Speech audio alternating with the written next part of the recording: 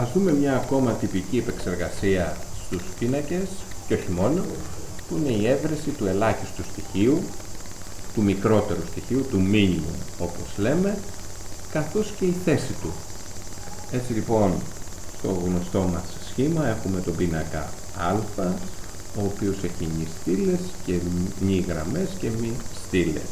Τον έχουμε δηλώσει, τον διαβάζουμε κατά γνωστά όπως και στις προηγούμενες ασκήσεις, τον γεμίζουμε με στοιχεία και τώρα θέλουμε να βρούμε ποιο από αυτά είναι το ελάχιστο. Δηλώνουμε λοιπόν το γνωστό min, αυτό minimum,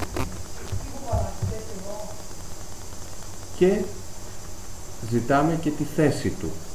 Η θέση ενός στοιχείου σε ένα δυσδιάστατο πίνακα προσδιορίζεται από δύο μεταβλητές, τη γραμμή και τη στήλη στην οποία βρίσκεται. Άρα λοιπόν μπορώ να βάλω θέση 1, θέση 2, η γραμμή και στήλη. Ξεκινάμε λοιπόν, ορίζουμε σαν minimum μία τιμή, το πρώτο στοιχείο για παράδειγμα, ας υποθέσουμε ότι είναι αυτό σαν minimum, όποιο και να ορίζουμε φυσικά δεν υπάρχει πρόβλημα, και να ορίσουμε και την αρχική θέση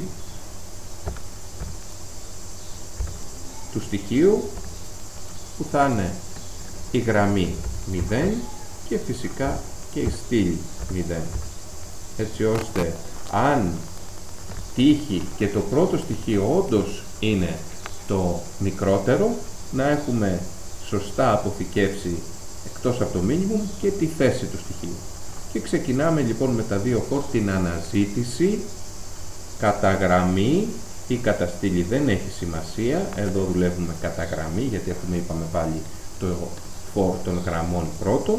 Κατά γραμμή λοιπόν διατρέχουμε όλα τα στοιχεία του πίνακα και ψάχνουμε να βρούμε κάθε φορά ένα στοιχείο που είναι μικρότερο από αυτό που έχουμε ορίσει μέχρι στιγμής. Άρα εξετάζω όλα τα στοιχεία, τα j, και αν βρω κάποιο που είναι μικρότερο από αυτό που έχω ορίσει ως minimum, τότε κάνω δύο πράγματα. Γι' αυτό ανοίγω και αγγείλει. Ορίζω αυτό το στοιχείο που βρήκα σαν το νέο minimum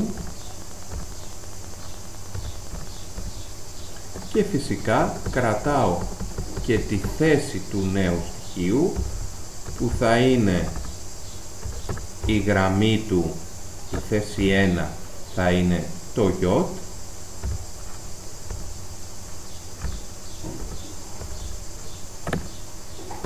και η θέση 2, η στήλη του, θα είναι η j.